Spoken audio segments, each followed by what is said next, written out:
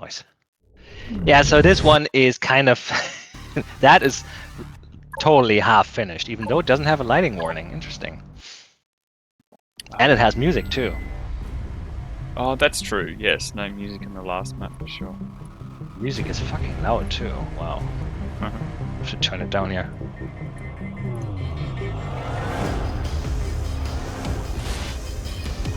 I might just bring my volume down just a touch. Okay. So this map is definitely unfinished in terms of collision. So there are a lot of walls that look like force fields that you can just clip through.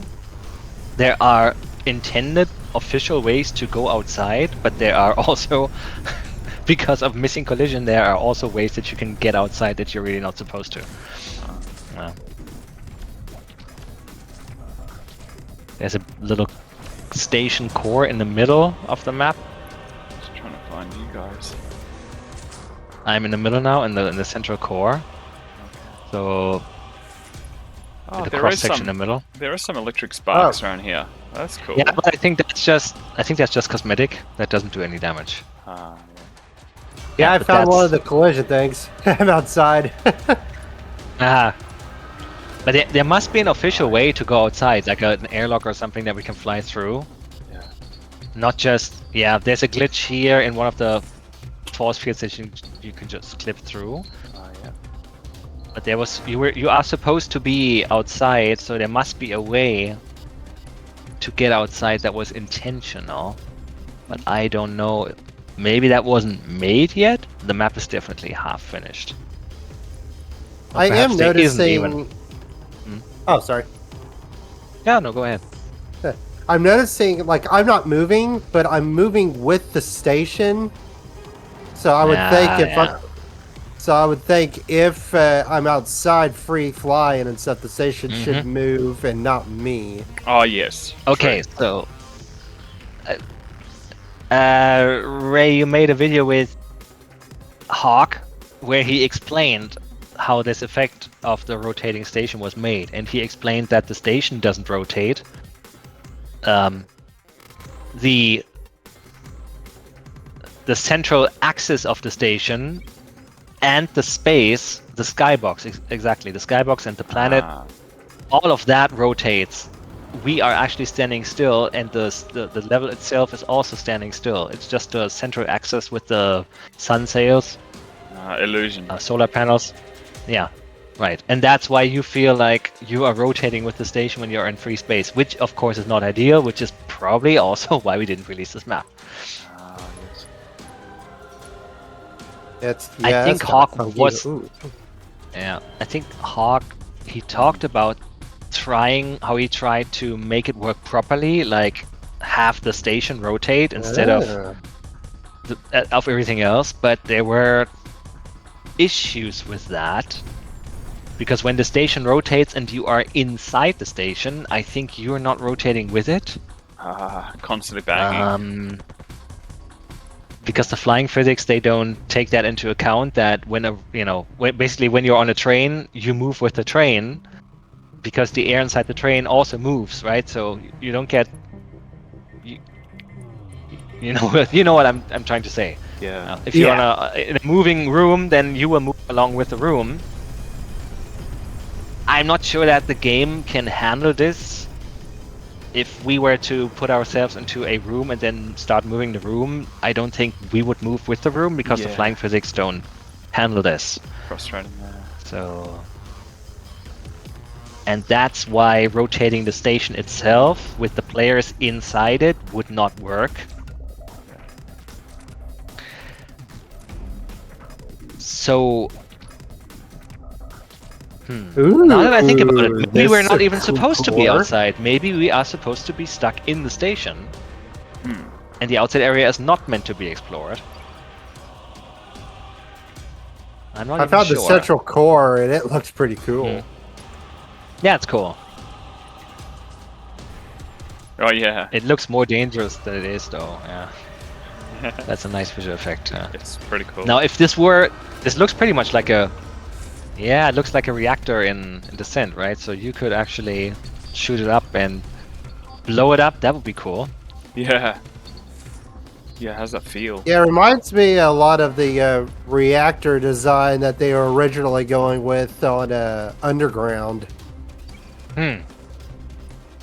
There are reactors Well, in Underground. I thought Underground was a multiplayer title. Oh, what is it? Descent Underground? Uh-huh. Wasn't that a multiplayer title? They released it as a multiplayer beta, but they were also planning on releasing a full prequel to the first Descent as a first single player deal. Oh, okay. But yeah, I mean- shenanigans happen, yada yada yada. 10, Yeah. 15 years later, we still don't have it. Yeah, of course. I mean, you could, in theory, make this a reactor and make it destructible by a player to... That reminds me of the Unreal Tournament Onslaught mode, where there's a core in every base. Like, there are 2 teams, each has a base, and in their base they have a core that is also like a big reactor. And then you attack each other's bases and to try to get to the core and destroy it. And when you destroy the other team's core, you win the round. So I guess you could also make that with one reactor and say, okay, one team is trying to defend the reactor, the other is trying to attack it. Oh, And then maybe the next round it switches, kind of like an assault style game type. team. We could also make that. But yeah, love the overall layout. Like it's yeah, these are amazing to actually get to see and experience these maps for the first time, because yeah, very, very neat. Yeah, Telkir will be Onslaught was back pretty here- cool. But it was I will be also- back here in a couple minutes. I need to change my daughter real quick. Sure. Oh, okay. All right. Good luck. Insane. I'll be back in a minute. Ah, Okay. you family guys. I don't have kids, so I get to say that.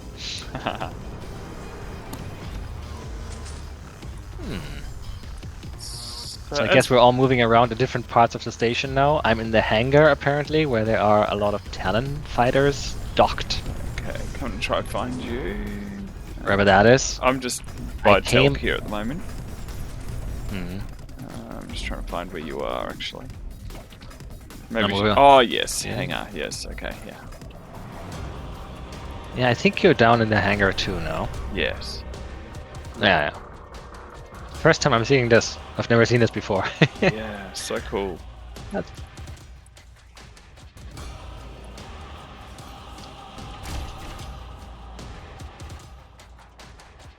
So yeah, so I'm not sure what's gonna... Look, there's an airlock here. Maybe that was supposed to be your way out. Hmm. That makes sense. Yeah. I'm not sure what's going to happen to this map. I mean, it exists, but unless someone picks it up and volunteers to make something playable out of it, you can't really play. I mean, in theory you can play it, but people can just cheat and glitch the walls and stuff. Yeah, that's right. That's yeah. no fun.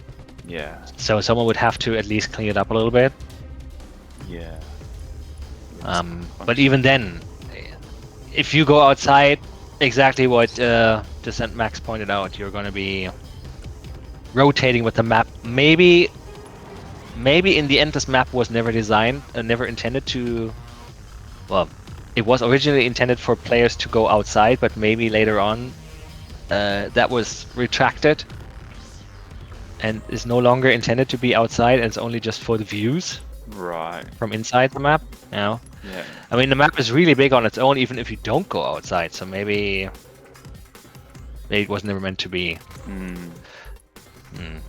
So who was the bulk of the work on this map? I think it was Hawk, Oh yeah. and I think Ray Luna helped him with that a little bit. I hope I'm not confusing this. Yeah. I mean, it's Yeah, really I nice. never eye, really. really nice eye candy, but I haven't had it. But you're right. It's wonder if the Definitely, yeah. functionality is a bit. It's huge. Yeah. Yeah, you could say this map is meant to be to again kind of resemble a real place or a semi-realistic place where you can see that there are like man-made objects in here, like crates, and there's a fighter bay and stuff. But by contrast, Triaxiality is purely a gameplay-focused map. It's focused on making the rooms, giving the rooms interesting shapes and sizes, and making them different from each other, and connecting them with interesting archways to make the gameplay interesting. And this is meant to be big and impressive and have, man-made details everywhere. Yeah. But is maybe not so great in terms of pure dogfighting and flying. Like practicality, yeah. Oh yeah. A nice detail for scale. Yeah. Truly. Yeah, as are already maps, right? I mean, Vertigo maybe not so much, but the other two, Icebreaker and Neptune, they have this too. Yeah. Yeah. Yeah. The details. In the core. Sorry. Yeah. In the core room, we also have these ladders that you can basically, show you how small a human would be and how how far they would have to climb down to get down here. Ratios are really good. Yeah. So that's always a cool little addition. Also, see when I talked about assets earlier, these are the same pipes that you see in Vertigo. Yes, that's right. Yeah, I reckon. Exactly the same, just repurposed for another level. Yeah. Right.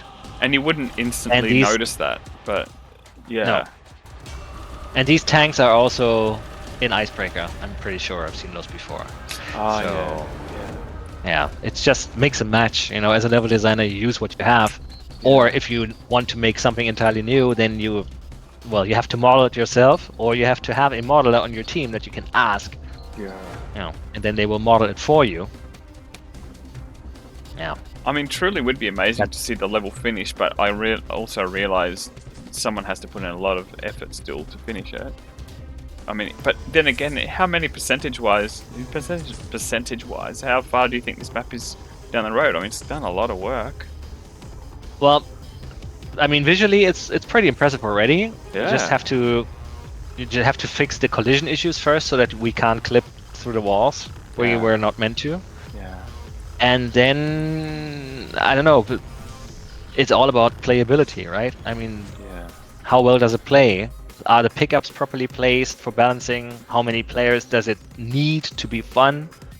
Before, like playing this with 3 players is probably a bit boring. Yeah. If you ever get 12 to 16 players going, this might be pretty cool. Yeah. There is not a lot of room for cover here, so you're basically just going to fly around and shoot each other up until one of us dies. Yeah. I don't find that particularly fun. I'm more of a fan of more convoluted designs where you can get out of each other's way and turn around corners to evade and stuff. That's my style more than the big hallway thing. Yeah. I see what you're saying. Yeah. I don't think I would favor this map very much as a player, but it is impressive for sure. Oh yeah. Yeah, I think you guys are right. What you said, yeah, that's right. It could be a killer single-player map, though. Yeah. Or horde mode. Yeah, maybe like a capture flag or something. Or... Yeah, I've been thinking about this too. Maybe that way. I mean, the UT codebase that we're using already has capture the flag support. Yeah. We would only need to put flags in the maps. Yeah. And then make them carryable, is that a word?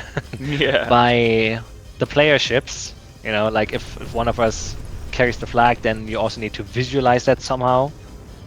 It looks kind of weird when a ship just drags a flag behind it, so Yeah. would have to come up with some sort of visual identifier, maybe a holographic flag or something, maybe something that makes sense. Ooh, yeah, that would be nice. Yeah. But capture the flag already exists in UDK. You can play it with the normal unreturnament on foot game type. Yeah, so that kind of idea, I guess this map then would work. Yeah. I'm just sort of mesmerized by all the views at the moment. So I'm not thinking totally objectively about all this mechanic stuff that Yeah, you're talking yeah, of about, course. but I think capture the flag or hoard or something like that would work in here. Yeah. I was thinking horde mode because there's a lot of room here that you can place robots in, that you can randomly spawn them in. And then there are also some nooks like this one down here. You know, you can place a robot here in this nook, and then it can attack the player from whoop. You know, can surprise the player coming down the hallway. Yeah. Stuff like that. Yeah, totally. And the robots can float around. Robots are essentially not as dangerous as other players in a multiplayer match because they're just very slow and they don't attack you like another player would. So in an open space where you have less cover, that's not as dangerous or frustrating to a single player experience. You know, a player in a single player experience. Could work with. Yeah, we should definitely not discard this map. I think it's great. It's too much. Yeah, it's too impressive to just be discarded. But we need to find a good use for it. Yeah, just to land it somehow, bring it to a close. Yeah. I mean, it's really interesting. There's lots of stuff going on. Telekir, yeah, you're here too. The map is so big, we didn't run into him for a while. Yeah. Yeah, so I can escape through this doorway now. That's my only way to escape the room, right? And then I'm here, and here I would be kind of well, not a sitting duck, but I would kind of be trapped because of the compression. Of course, I can clip through and just escape into space now. Yeah. That's not fair. Yeah, so those sort of technical things obviously need to be. Yeah. If we ever wanted to have a proper outside map, like dogfighting in space, I think that could be cool. But then, in my opinion, the pickup balancing would have to be different. Like when you're dogfighting in space, there's really no way you can take cover. That's so I think for starters, our ships should be a little bit faster, maybe, so that you can evade better, and you would have to have a ton more shielding. Because you don't have the objects to hide behind like you do. Yeah. Yeah. So open space dogfighting is. I mean, it's also sick stuff, but usually it would feel, you know, if I were to make a space game, I would make it feel a bit faster. And I know if I remember playing Free Space, you would very often lead your target. There would even be on the HUD there would be a leading reticle that would be in front of the ship that you're trying to shoot down. That would show you where to shoot, so that your projectiles actually hit the ship, because the ship is so far away. Yeah. You have to account for that. So I'm not sure how much fun fighting in space would be now. I think pretty limited. I would probably have to make some adjustments to the gameplay to make it more fun.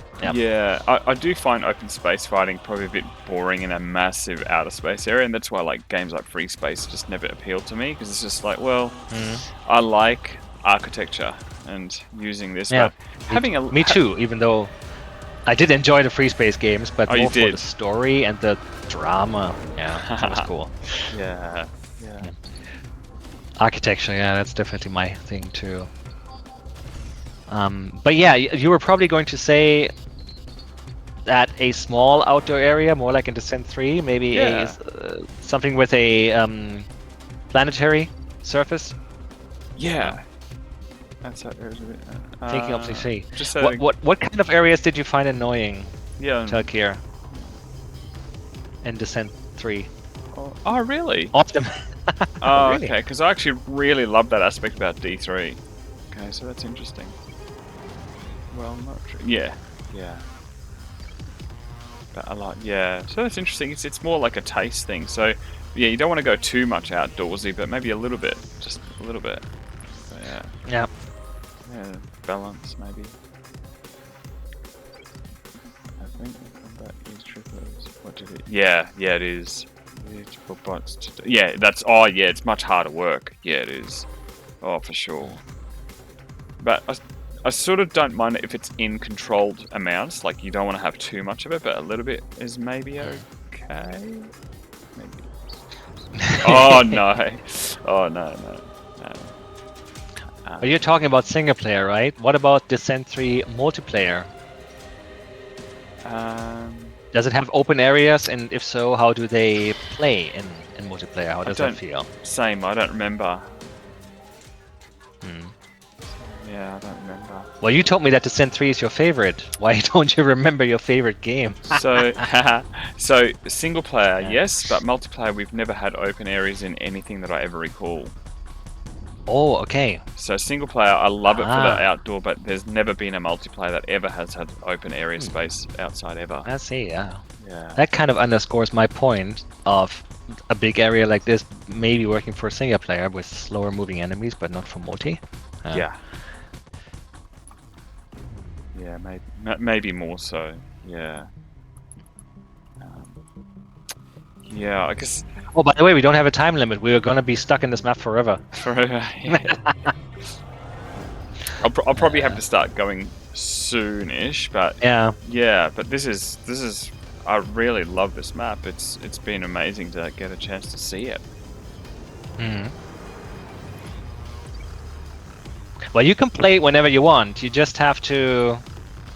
Here's the trick: if you want these maps to show up in the UI for hosting your own game, the only thing you have to do is you have to rename the map file, put a DM underscore in front. Oh, that's what I did already. And then it will show up in the UI. Yeah, that's what I did already. Yeah. But if you do that, if you rename it and then host, then the client players are also expected to have the same file name. So everyone would have to rename their map. I see, yeah. I just automatically renamed everything to DM at the start, the prefix. Yeah. And then another thing you can do is you can open the Unreal Console right now with the tilde key, which should be the key next to escape. Yeah. And you can just type open, the word open, and then a space. And then when you start typing research station is not actually showing up. Interesting. You just type open, then a space, and then the name of the map. Hit enter, and you will leave this match and go spawn into another map on your own. Okay. If you want to explore any of these maps in the game.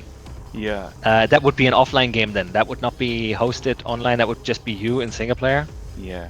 Oh, that's handy because it also shows all our message history. Doing that.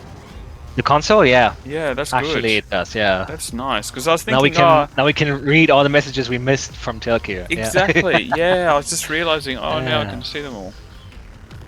Yeah, I need to fix that issue with the text disappearing so fast. That's not good. The text should just stick on screen for a while, or maybe indefinitely. Or 3 or 4 at least. Yeah. Oh.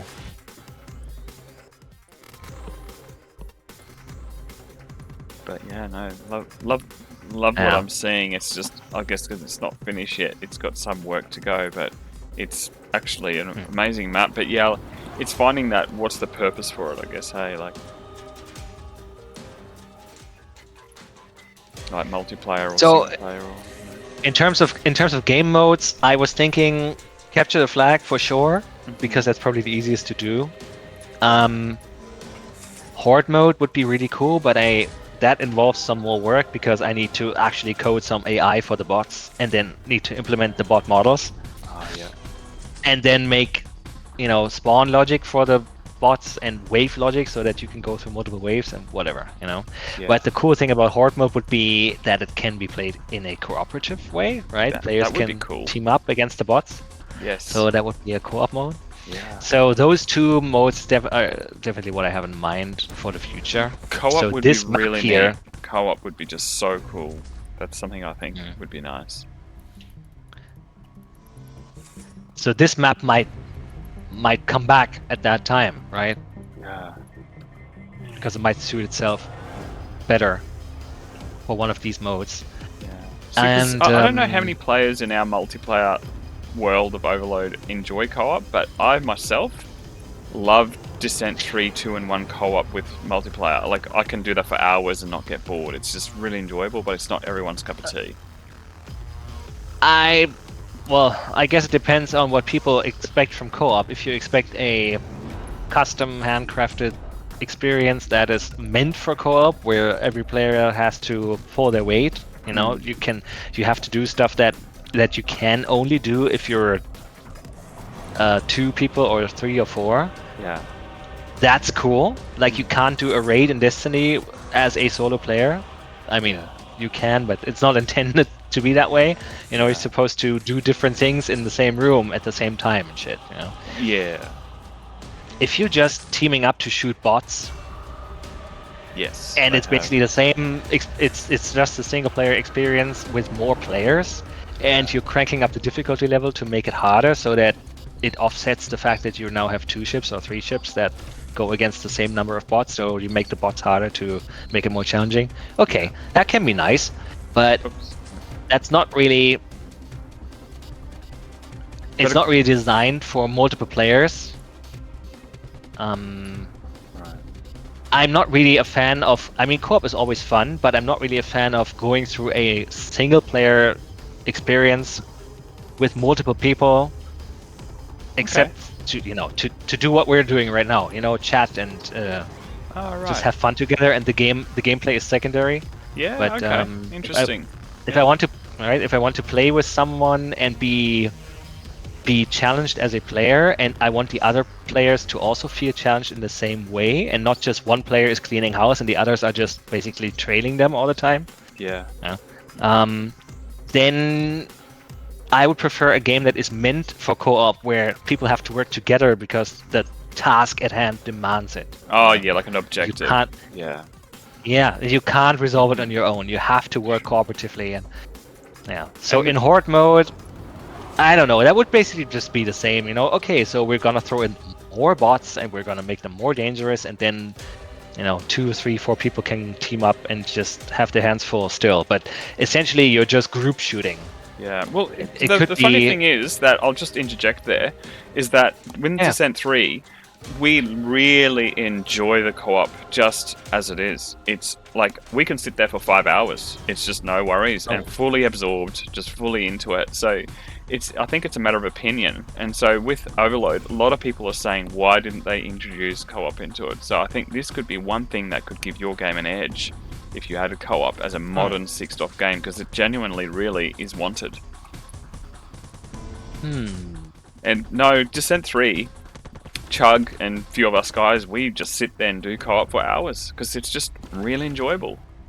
It's just. Well, what are you playing? The single player campaign, or are you playing? Yeah, just single. Yeah, it's perfect, just as is. It's perfect. We love it. Yeah, that's great. We just crank up the difficulty and it's all good. Well, you have to have a single player campaign first. We don't have that yet. Yeah, exactly. But the point is that having that ability is amazing, that it's not always you fighting the other players, because it's most of the time it is that, but you know, there is a portion of playing that really is enjoyable, that you're not always fighting your mate, you're going together with a mate against the bots. I would say games like Destiny, I'm just referring to Destiny because I used to play Destiny for years with friends. That's basically the biggest multiplayer experience I had in my life. Right. And there are some other games that are just like it now. Yeah. I think the biggest draw for most players to Destiny is the fact that you usually play PvE, so you team up with some other players, you form a team that then goes through a strike or a raid or a story mission that is meant for multiple players, and the game will scale accordingly too. You know, you can play the same story mission with single player, 2 players, or 3 players, and the game will scale up the difficulty to make it more interesting. Yeah. And then of course a strike is always meant to be played with 3 players. Always. You can play it with 2, but it becomes increasingly more difficult. And if you want to solo a strike, often it's not possible because you have these missions have cooperative parts in them where you're meant to do different things at the same time to accomplish the objective. Right, yeah. No. And I think this got really popular, and of course Destiny also has a PvP mode, which is also pretty popular, but the PvP in Destiny is basically just like Call of Duty with special powers on top. Right, yeah. So that's cool, but I don't think most Destiny players come to the game to play PvP all the time. They usually come for the co-op content and the story content.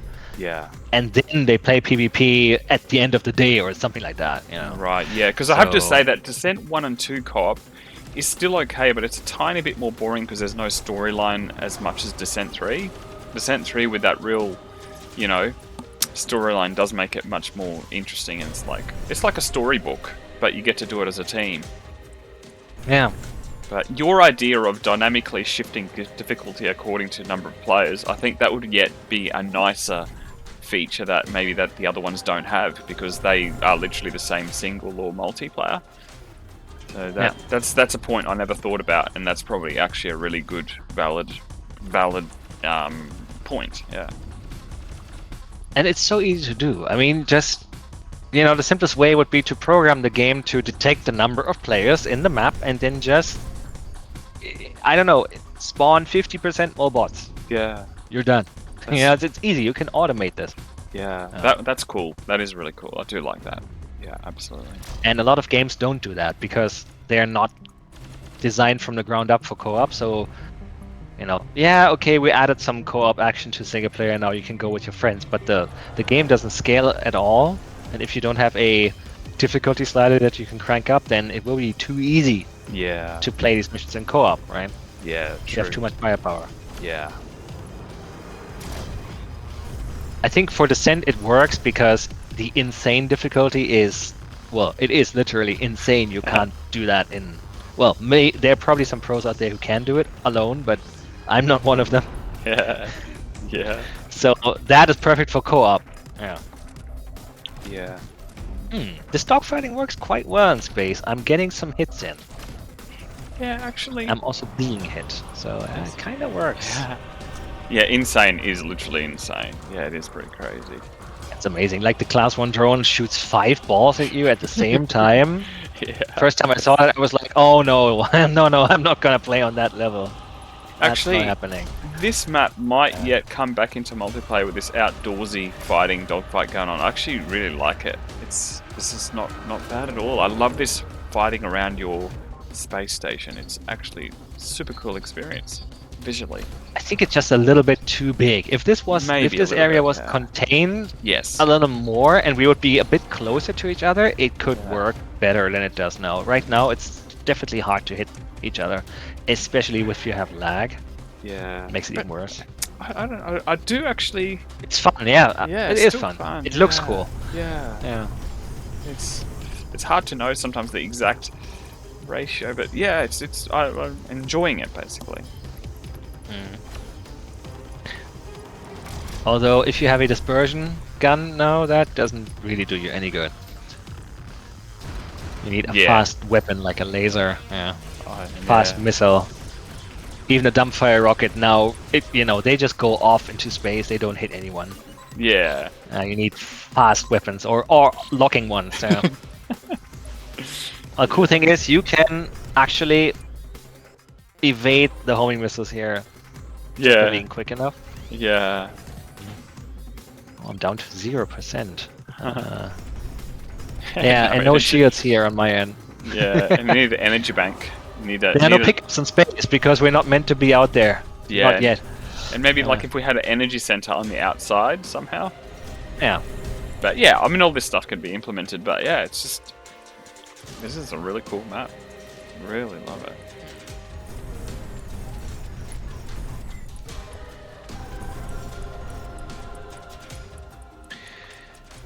Okay, well, we've explored Triaxiality.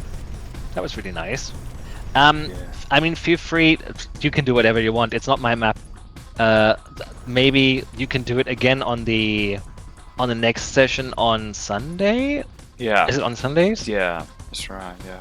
Maybe you can invite some other players to join and do the Triaxiality run again, so that they can also give feedback. Yeah. Yeah, I think we'll probably make Sunday all about just Triaxiality, and if we have any spare time, maybe a little bit of this, but mostly Triaxiality, I think. Really soak it, because it's such a big map, there's so much to it, it would take pretty much an hour's worth of flying around to really get the hang of anyway. Yeah. Yeah, Yeah, definitely. And then I guess if Ray finds the time to finish it, I mean, I will talk to him about it after he's seen the video. I'm not sure. He made it sound like he wants to, but then of course that's a matter of how much time he can dedicate. Yeah. Maybe someone else will have to fill in for him and finish it. I don't know.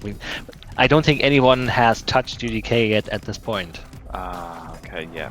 And tried to build something for SolC yet. At least I don't know of anyone who's done that. Yeah, putting time. Yeah. So I don't know if anyone would volunteer, to finish Triaxality if Ray can't do it. Yeah, right, I see. Yeah. Ideally, he will do it because it's his map. That would be like the coolest thing if he could finish it. He seemed to sound interested. Yeah. And I'm if he does finish it, and once the map is finished, regardless of who does it, I would then, officially integrate it as the forest map. Yes. Yes. In the game, and take it out of testing status, make it official. Yeah, that would be really amazing, really truly amazing. And at that point, we would also have to think about, deprecating the original 1.0 version, because as soon as we add another map to it, because we can't add it to the 1.0 because it doesn't support custom maps. Yeah. And we want to avoid the version mismatch too. I think I would just, at that point, get rid of the original release and replace it with a new full release that includes the customization kit. Basically make an open release. Yeah, because at the moment, with formats, this upgrade that you've provided here, it still requires the installation first of that original version, and then this piggybacks on top, doesn't it? Yeah. Yeah, so you need to make one complete encompassing installation that does everything from yay to nay. Yeah. Of course, that's going to increase the size quite a bit. Yeah. But I hope that most players nowadays will have broadband internet and will be able to download, a 2 GB file. Yeah. A very enjoyable experience going through Triaxiality and Space Station. Like, this is, really, really cool, because it's just added a whole new lease of life into this game for me. Yeah, I know this map's unfinished, but, let's look at just Triaxiality for a start. Like, having that extra map in there is a huge deal. Having that extra one, yeah. Also, I'm getting closer to, getting closer as in baby steps, but I just have to make time to write the conversion script for Overload. Oh, yes. I know exactly how to do it. I figured it out. Nice. And I just need to do it. I just need to put my theory into practice, and program a script that can generate the file. Yeah, amazing. And then it is totally possible to convert. Well, I'm not saying convert any Overload map. That's not what I'm saying. Because Overload maps they don't just have rooms, they also have textures and pickups and lights, and all that stuff is not going to be converted. Just the rooms, just the cubes. Oh, yes. Geometry but that's the important part, right? That's the part that you don't want to build in UDK, because it sucks in UDK. Right, yeah. But converting the cubes, the layout of the map into UDK, totally possible. I just have to write a script that can do it, and then I'm going to release that, and then everyone can convert all the Overload maps and see what you end up with in UDK, and then place some pickups there, place some lights, and texture it, and the more even maps with some basic textures. Yeah, the more classic Overload maps we have, that I think will start to draw a lot more people in. Just into the game, because they go, oh, I know this one. Yeah, Black Forest Ham, Redux, that's right. SWAT. All these staple ones would be so cool. Yeah. Yeah, the ones that everyone would... I think at that point, the map shortage will be fixed. Yeah, and then it'll become like, okay, we can use our classic maps we actually compete competitively in Overload or any other one in here. I mean, once again, the mechanics in this game is amazing. The feel, like how you've made it feel like Descent 1 as close as possible. It's just, the playability is the reason that people would want to come back and play this game, because it feels great to play. Right, it's likely going to be much faster to fly through an overload map in this game, because the movement is just a bit more what dynamic is what I called it last time, I believe. Yeah. And overload is more linear, is what I called it. Right. Yeah. Oh. Okay. Well, then I think I'm going to call it quits for tonight. Yeah. Very pleased. So glad to have gone through these. So thank you for actually taking the time and the effort to produce the customization kit, because I only just installed it for the first time last night just before bed. And so this is my actual first proper fly through these maps, and I'm blown away. They're ridiculously good. Obviously, this map will be amazing once it's finished, but I can see the potential, and triaxiality is just really, it's like I can tell it's just about there. It's just about done, and it feels amazing. Yeah, it feels amazing to play through. I'm now watching your stream again. Alright, I'll pull out of here now. I can see your viewpoint now. Yeah. Yeah, right. I'll start to pull out of here now. So yeah, no, thank you so much. I suppose Descent Max is gone for the night. Yeah. So, is he also from Australia? No, he's American. No. Yeah. Yeah, that would make sense in terms of the time zone. He was up when you were still in bed. Yeah. Talking to me. Yeah. Yeah, that's right. So thank you so much, hey, for that. Sure thing. Thank you for finally getting this together. Yeah, so glad it's now done. So on Sunday we'll just repush the triaxiality. Yeah. And then we'll just roll from there. Yeah. Cool. And in the meantime, I will see what I can do in terms of getting this converter finished.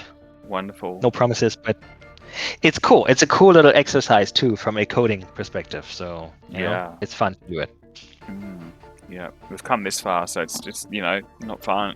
A lot of work to be done, but as far as an experiential point of view, it feels like we're sort of getting close. Yeah. Exactly. Yeah. Okay, guys. Then I'm gonna leave you now. Yeah. No worries. And I will see you soon. Yeah. Okay. Good night. Good night. Also, good night, Telcare. Yeah. See you, Telcare. All right. Bye.